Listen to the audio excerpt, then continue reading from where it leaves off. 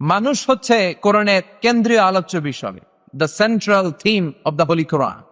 আপনাকে যদি কেউ প্রশ্ন করে what is the central theme of the holy Quran, কোরআনের কেন্দ্রীয় আলোচ্য বিষয় কি, যদিও এটা নিয়ে পৃথিবীতে অনেক ডিবেট আছে।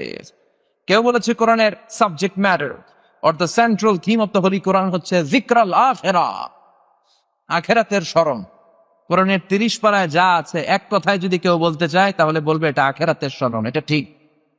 আবার কেউ কেউ বলেছে কোরআনের সেন্ট্রাল থিম হচ্ছে কানেক্টিভিটি উইথ ইউর লর্ড, আল্লাহর সাথে আপনার সম্পর্ককে কিভাবে বাড়ানো যায়, কোরআনে এই কথাই বলা হয়েছে। কিন্তু সবচাইতে প্রণিধানযোগ্য যে কথা সেটা হচ্ছে কোরআনের কেন্দ্রীয় আলোচ্য বিষয় হচ্ছে মানুষ।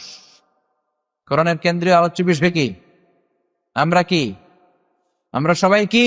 মানুষ। আমরা হচ্ছি কোরআনের কেন্দ্রীয় আলোচ্য বিষয়, কারণ কোরআনে যা বলা হয়েছে সব মানুষকে নিয়ে বলা হয়েছে।